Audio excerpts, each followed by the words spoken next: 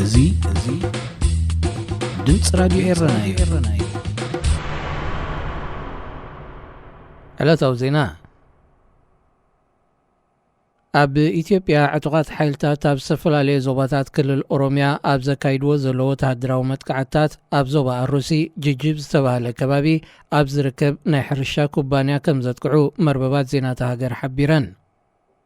እቶም ዕጡቃት ኣፍሪካ ጁስቲ በላ ናይ ብርኪ ኩባንያ ዝተሰምየ ግዙፍ ናይ ሕርሻ ትካል ብ5 ሕዳር ኣብ ዘካየድዎ መጥቃዕቲ ብውሕዱ 9 ሰባት ተቐቲሎም።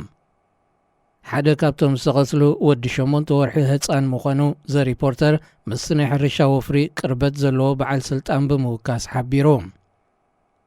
ብዘይካዚ ሓያሎ መንበር ኣባይቲ ሰራሕተኛታት ከም ዝዓነወን ከም ዝተዘምተን ክግለጽ እንከሎ ኣብ ካልእ ንብረት ናይቲ ትካል ዝበፅሐ ጉድኣት ግን ብዝርዝር ኣይተሓበረን። እቲ ግዙፍ ናይ ሕርሻ ኩባንያ ልዕሊ 80 ሚእታዊት ብናይ ኔዘርላንድስ ትካል ክውነን እንከሎ ዝተረፈ ክፋሉ ናይ መንግስቲ እዩ።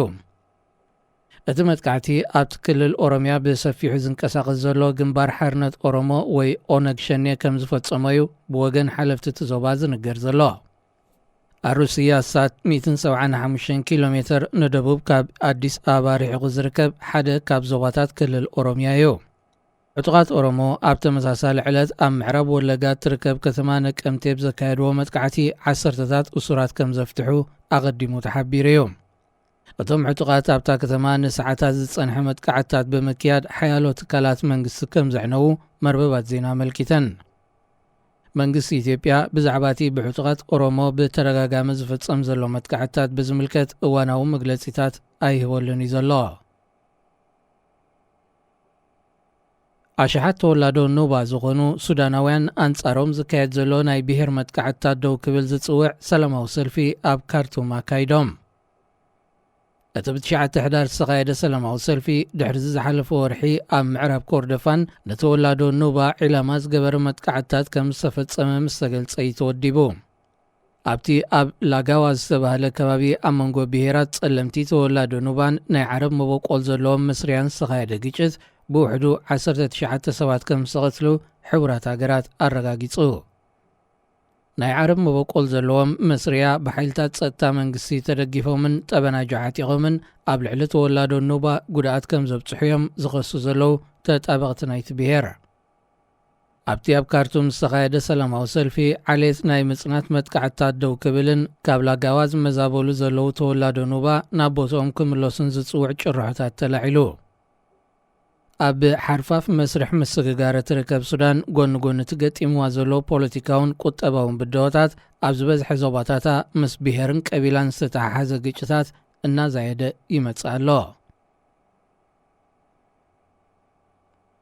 ዜጋታት ኬንያ ካብ ጥሪ 2023 ሒዞም ናብ ደቡብ ኣፍሪቃ ብዘይ ቪዛ ክኣትዉ ተፈቒድሎም።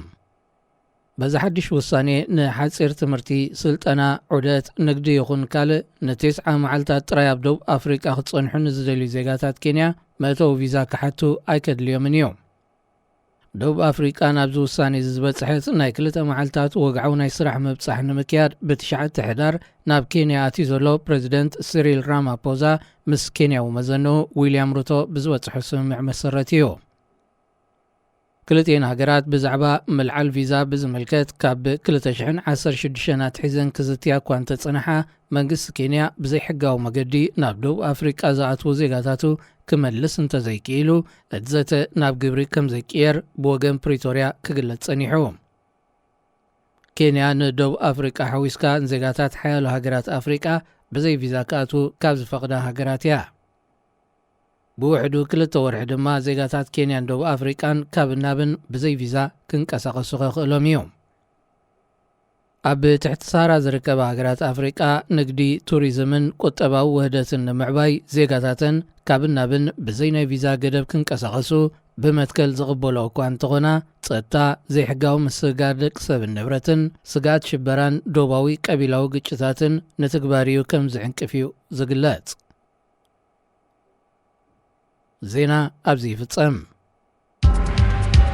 ሬድዮ ኤረና ሬድዮ ኤረና ካብ ከተማ ፓሪስ ዝመሓላለፍ ብኤርትራውያን ጋዜጠኛታት ዝዳሎ ነፃ ሬድዮ እዩ።